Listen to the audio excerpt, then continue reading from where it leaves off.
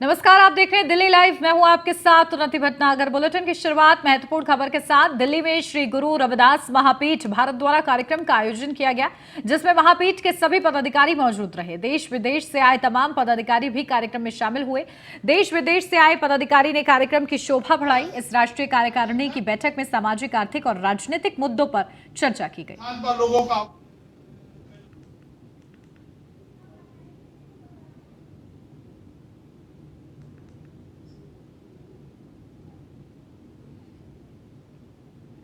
छठवां जो हमारा सम्मेलन है वो काशी के अंदर होगा। सब लोग जुटेंगे, भारी मात्रा में वहाँ आएंगे, क्योंकि वो श्री गुरु रविदास जी की जन्मस्थली भी है, एक भावनात्मक रूप भी है और एक विशाल संगठन जो श्री गुरु रविदास महापीठ का बना है। हम चाहेंगे एक सनातन को मजबूत करने के लिए जो श्री गुरु रविदास जी ने कदम उठाए, समतामूलक समाज की स्थापना, जहाँ तो ही मोही मोही तो ही अंतर कैसा, कनी की कटी की जल तरंग जैसा जो गुरु मंत्र दिया है, उस गुरु मंत्र के साथ हम सब लोग, पूरे देश के लोग एक साथ इकट्ठा होकर आग्रह करेंगे कि देश के प्रधानमंत्री यशस्वी नरेंद्र मोदी जी भी उस कार्यक्रम में रहे, योगी जी भी रहे और हमारे संपूर्ण देश के श्री गुरु रविदास महापीठ के लाखों कार्यकर्ता वहाँ पहुँचे। जितना अधिक से अधिक पहुँचेंगे, गुरु रविदास जी की जन्मस्थली का दर्शन करेंगे और वहाँ पर गुणगान करेंगे और महासम्मेलन करेंगे। इस पर साथ साथ जिलों के अंदर सम्मेलन करने का और जो 5 निष्ठाएं, जो 5 कार्यक्रम माननीय अंतर्राष्ट्रीय अध्यक्ष जी के द्वारा बताए गए, उनको धरातल को उतारने का काम मानसिक करें। संत गुरु रविदास जी की जो वाणी है, उनकी सोच और विचार है, ऐसा चाहूँगा आज मैं मिले सभी को अन्न, छोट बड़े संयोग से रविदास रहे पसंद। इस भाव को लेते हुए हम आगे बढ़ रहे हैं, उनके विचारों को लेकर आगे बढ़ रहे हैं। जिस समय छुआछूत चल रही थी, धर्म परिवर्तन चल रहा था, अंधविश्वास के कारण जो देश को हानि हो रही थी, उसमें दिशा देने का काम संत रविदास जी ने किया। महापीठ पूरे देश के अंदर हमने 5 संकल्प आज लिए हैं। जैसे हम राष्ट्रीय कार्यकारिणी की है, ऐसे प्रदेशों में भी कार्यकारिणी करेंगे। साथ साथ रविदास समाज से जुड़े हुए बुद्धिजीवी, संत, मंदिरों के प्रमुख और जो बच्चे हमारे प्रतिभावान हैं, उनको सम्मान करना, अपने बुद्धिजीवी वर्ग को सम्मान करना, ऐसा करते हुए आगे बढ़कर रविदास जी की वाणी को पहुँचाना। साथ साथ जो देश सरकार के द्वारा कार्य किए जाते हैं, वो कार्य कहीं ना कहीं हमारे लोगों तक पहुँचे, उनको ज़्यादा से ज़्यादा लाभ मिले। इस तरीके से हम काम को आगे बढ़ाने का काम करेंगे। रविदास महापीठ लगातार पूरे देश और विदेश में इन विचारों पर बसे एक छोटे से देश पापुआ न्यू गिनी से। तस्वीर में पापुआ न्यू गिनी के प्रधानमंत्री जेम्स मरापे अपने भारतीय समक्ष नरेंद्र मोदी के पैर छू रहे हैं। पहली बार कोई भारतीय प्रधानमंत्री इस देश के दौरे पर गया है। राजधानी पोर्ट मोरेस्बी एयरपोर्ट पर पीएनजी के प्रधानमंत्री मरापे ने पीएम मोदी को पहले गले लगाया, फिर मोदी के पैर छू लिए। इस पर मोदी ने उनकी पीठ को थपथपाकर फिर से गले लगा लिया।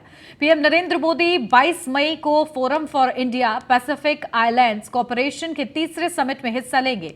इस समिट में पैसिफिक आइलैंड के 14 देश हिस्सा लेने वाले हैं। PM Modi Papua New Guinea के पीएम जेम्स मरापे के साथ इस सम्मेलन की संयुक्त रूप से मेजबानी करेंगे। इसके अलावा वे मरापे के साथ द्विपक्षीय बैठक भी करने वाले हैं। जेम्स मरापे साल 2019 से देश के प्रधानमंत्री हैं। पिछले साल चुनाव जीतने के बाद दोबारा पीएम चुने गए थे।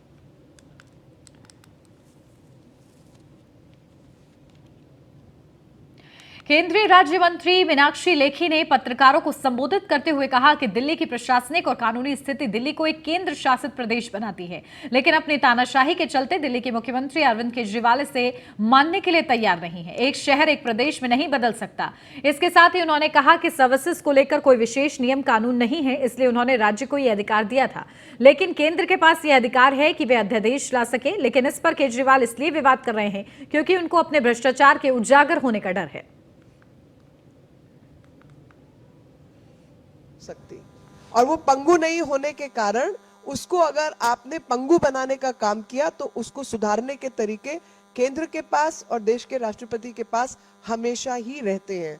और देश की, दिल्ली की व्यवस्था पंगु ना हो, दिल्ली का जो स्पेशल स्टेटस है यूनियन टेरिटरी विद लेजिस्लेचर का ध्यान में रखते हुए इस व्यवस्था के तहत केंद्र ने अध्यादेश के माध्यम से सिर्फ व्यवस्था को ठीक करने का काम किया और उस व्यवस्था में मुख्यमंत्री को जो बॉडी बनाई गई है सिविल सर्विसेज बोर्ड, उसका अधिकारी ही नहीं बल्कि उसको चेयरमैन बनाया गया है। चीफ सेक्रेटरी और प्रिंसिपल सेक्रेटरी उसके अंदर जो है मेंबर रहेंगे।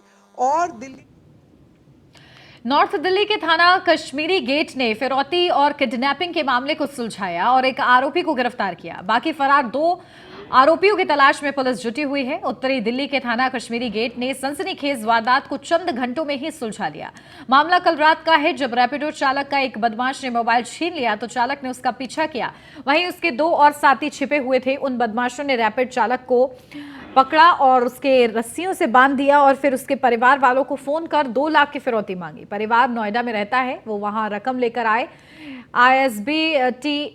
आईएसबीटी निकल पड़े, उससे पहले पुलिस को फोन कर दिया। तुरंत पुलिस एक्शन में आई और सादी वर्दी में अपने जवान वहां पर तैनात कर दिए। जैसे ही पीड़ित का परिवार वहां पहुंचा, पुलिस ने एक आरोपी को धर दबोचा। आरोपी की पहचान हबीब के रूप में हुई है। राहुल और मंसूर, ये दोनों आरोपी भागने में सफल हो गए। फिलहाल पुलिस ने पीड़ित को छुड़ा लिया है और दोनों आरोपी की तलाश की जा रही है। अब खबर साउथ दिल्ली से है। बीजेपी नेता नरेश सांखला ने आम आदमी पार्टी पर निशाना साधा है। बीजेपी नेता नरेश सांखला ने कहा है कि आम आदमी पार्टी के मौजूदा पार्षद, जो कि वार्ड 166 से पार्षद हैं, उनके कार्यकर्ता इलाके में गुंडागर्दी करते हुए नजर आ रहे हैं। इलाके में गरीब जनता को सताया जा रहा है, उनके आशियानों पर बुलडोजर चलाए जा रहे हैं। इसके साथ ही बीजेपी नेता ने कहा कि रेहड़ी पटरी वालों को बेरोजगार किया जा रहा है और ये सब एक महिला के कहने पर किया जा रहा है, जो खुद को निगम प्रतिनिधि कहती है। सबसे ज़्यादा अगर भ्रष्टाचारी कोई पार्टी है, भ्रष्टाचार कोई कर रहा है तो उनके निगम पार्षद कर रहे हैं। और सबसे ज़्यादा अगर भ्रष्टाचारी कोई पार्टी है तो वो आम आदमी पार्टी है। अरविंद केजरीवाल जी कहते हैं हमारे पार्षद बहुत ईमानदार है, तो मैं अरविंद केजरीवाल जी को चैलेंज करता हूँ, वो आए, मैं उनको प्रूफ के साथ दिखाऊंगा कि उनके पार्षद कितने ईमानदार हैं, दिखाऊंगा।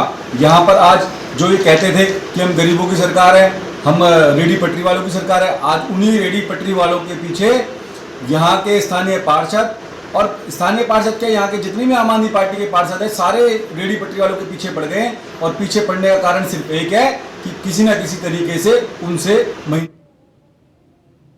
राजधानी दिल्ली में पड़ रही भीषण गर्मी के बीच आग लगने की घटनाओं में शॉर्ट सर्किट की वजह से कमी नहीं आ रही है। पश्चिमी दिल्ली के मोती नगर इलाके में स्थित फन सिनेमा में उस समय आग लग गई जब दोपहर का शो चल रहा था। 3rd फ्लोर पर स्थित ऑडी 3 में 67 लोग English film guardian of Galaxy देख रहे थे। उसी दौरान प्रोजेक्टर रूम में अचानक धुआं निकलने लगा, जहां 3 लोग मौजूद थे। देखा कि एसी और इलेक्ट्रिक पैनल में आग लग गई है। तुरंत फायर कंट्रोल रूम को सूचना दी गई।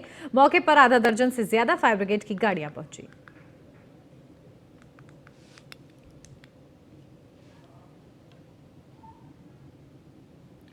2 करोड़ दे दो वरना खबरों की खबर बनने के लिए तैयार रहो। ये कॉल जैसे ही एक बिल्डर के पास आया, उसके होश उड़ गए।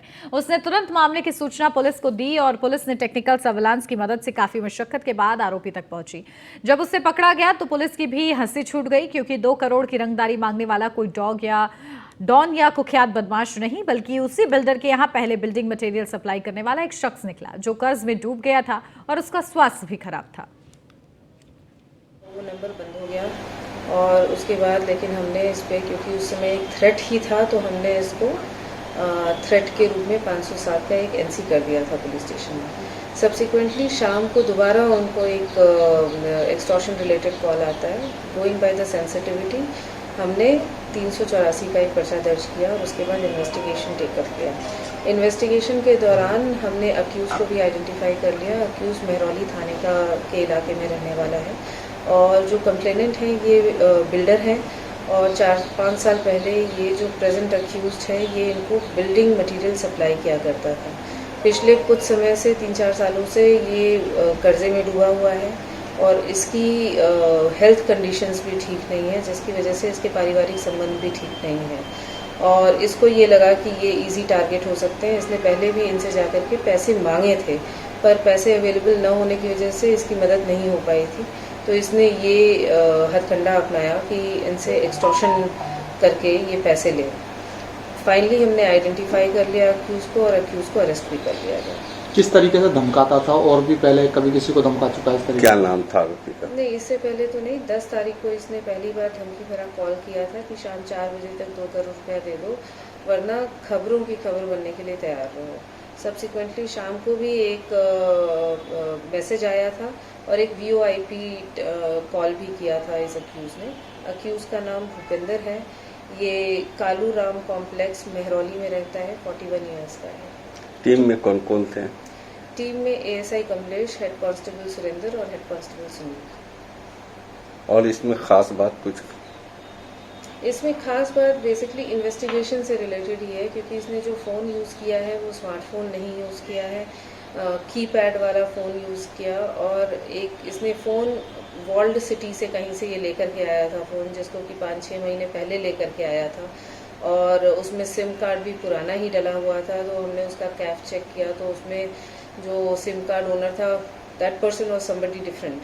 हमने फिर बाकी इसी नंबर पे काम करके हमारा जो टेक्निकल इन्वेस्टिगेशन था that was very well done, जिसके आधार पे हम अक्यूज तक पहुंच पाए। ये कमला मार्केट GB रोड से मोबाइल लेके आया था, किस तरीके से मोबाइल कहाँ से लाया था, कुछ इस पे और गहराई में बताएं। GB रोड से ही लेकर के आया था, बिकॉज अपेरेंटली ये रेगुलर विजिटर था GB रोड का, तो वहाँ पे जहाँ पे